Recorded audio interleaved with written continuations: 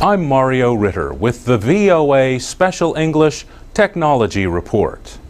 A shortwave radio might seem like ancient technology these days, but for some people it remains their only link to the wider world. Ears to Our World is an organization based in the United States. It provides shortwave radios to schools and communities in some of the poorest areas of the world. The radio is small, about the size of a book, and self-powered. Users turn a crank. Winding it for 2 minutes provides about 40 minutes of listening time. Ears to Our World is supported by private donations and partners including Eton, the company that makes the Eton Grundig radios. Thomas Witherspoon started Ears to Our World in 2008. He said, "Our radios are going to people who have no other source of international news and information. It's hard for them to learn new languages and be connected to the bigger world." He said teachers use this information in the classroom to help students learn about the world around them. Ears to Our World works with local organizations to get the radios to where they are needed most. Mr. Witherspoon says the radios are now in 11 communities, most of them in Africa. He says many of these communities are unable to get information any other way. He takes the radios to parts of the world that lack access to the internet or to a national power grid of any kind. These include communities and villages in South Sudan, where people do not have power in their homes. Thomas Witherspoon says information is the most important tool to improve the lives of poor people. The self-powered radios are also useful in emergencies. Teachers in Haiti used them to get information after last year's earthquake. Mr. Witherspoon says Ears to Our World has sent out about 1,200 radios. More than half have gone to earthquake victims, mostly in Haiti. About 500 have gone to individual teachers and schools. More recently, Ears to Our World worked to bring the radios to children with vision problems in Belize. He said having a radio that they can control and listen to and search around on, it just opens a world of information to them. For VOA Special English, I'm Mario Ritter. You can read and listen to all of our reports at voaspecialenglish.com. You can also join us on Facebook at VOA Learning English.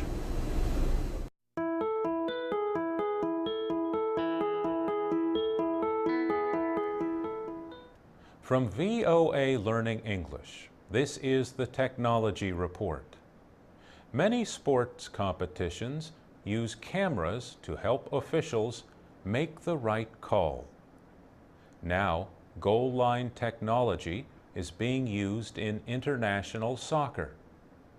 The move to goal line technology follows international pressure on football's governing body, FIFA, after a missed call in the 2010 World Cup.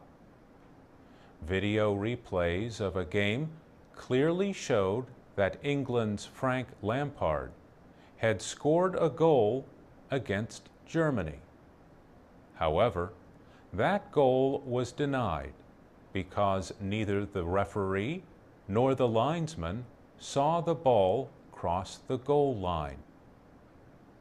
The incident caused such an outcry that FIFA approved the development of goal line technology.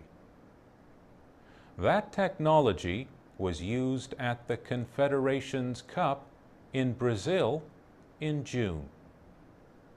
Bjorn Linder is the chairman of Goal Control, the German-based company that won the goal line technology contract for this year's Confederations Cup.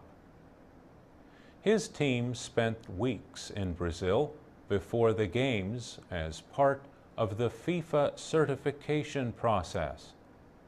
He says the system has 14 cameras connected to a computer. Computers track the path of the ball in real time and reconstruct the play.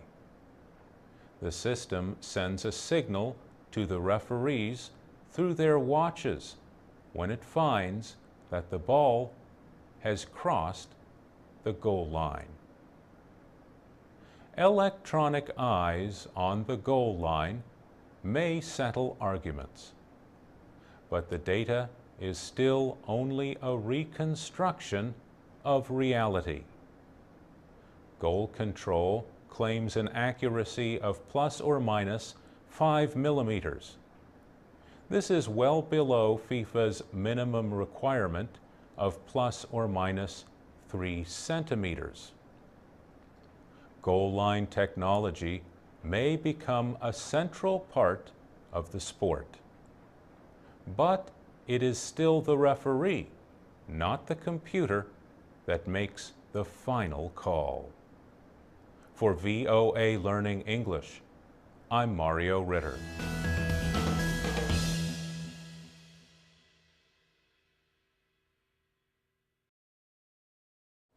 This is the VOA Special English Technology Report. This year is the 75th anniversary of the Golden Gate Bridge in California. It opened to vehicle traffic on May 28, 1937. Since then, more than 2 billion vehicles have crossed the world-famous bridge linking San Francisco and Marin County. The bridge is named after the Golden Gate Strait. That narrow passage of water connects San Francisco Bay to the Pacific Ocean.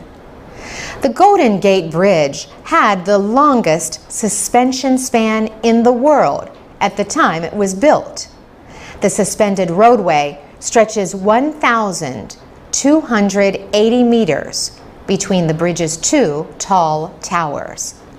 Today, the Golden Gate still rates among the 10 longest bridge spans. Mary Curry works for the Golden Gate Bridge, Highway, and Transportation District. She says the bridge represents one of the most extraordinary engineering projects of all time. She calls it an engineering marvel and says it gets award after award for what it means in civil engineering and structural engineering. She says the Golden Gate Bridge is also a place where things happen first. For example, it was the first suspension bridge to have to change the roadway deck. The bridge is 27 meters wide and 2,788 meters long. 2 large cables pass over the top of the bridge's towers. These structures stand 227 meters above the water and 152 meters above the road. Each cable holds more than 27,500 strands of wire. 250 pairs of vertical suspender ropes connect the support cables to the suspension bridge. This is part of what enables the bridge to move up and down by nearly 5 meters. The project took 4 years to complete. Work began in 1933. The Golden Gate Bridge weighed more than 800,000 metric tons when it was completed. The San Francisco Chronicle newspaper called it a $35 million steel harp. Joseph Strauss was the chief engineer of the Golden Gate Bridge project. But architect Irving Murrow gets credit for its bright orange color, known as international orange. The Navy wanted the bridge painted in yellow and black. The Air Force had suggested red and white. But Mary Curry says Irving Murrow knew that orange would blend with the environment. It would contrast with the ocean and the air above. And it would also allow the Art Deco styling to really stand out. For VOA Special English, I'm Carolyn Presutti. This is the VOA Special English Technology Report. Privacy activists are concerned about Google's new privacy policy as of March 1st.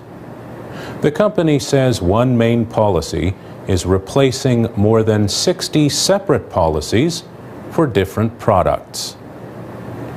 Activists say the changes will make it easier to track the activities of users across Google's many products, from Gmail to YouTube. Mark Rotenberg heads the Electronic Privacy Information Center in Washington. He says Google's aim is to create a single unified profile of its users. We believe that not only is that a threat to privacy, we actually believe it is illegal because last year Google entered into an agreement with the U.S. Federal Trade Commission in which they said they would not engage in that kind of data sharing without the explicit permission of their users. Google says its new policy will make it simpler for users to share information across services like Google Search, Gmail, and Google Calendar. And it says the new policy will help personalize each user's experience. Over time, it says users can expect to see better search results, fewer unwanted advertisements, and more content targeted to their interests. But Mark Rotenberg says, in return, people who choose to use Google will lose control over the information they share. The type of information you might provide for an email service, for example, such as your address book, is different from the type of information that you might provide for a social network service. Mr. Rotenberg says these two kinds of services should be kept separate. In our view, Google is actually undermining a very well-established expectation of privacy, particularly for popular internet services like electronic mail. Critics also see a bigger problem with Google's new policy. The plan would not give users a choice to opt out of the data sharing.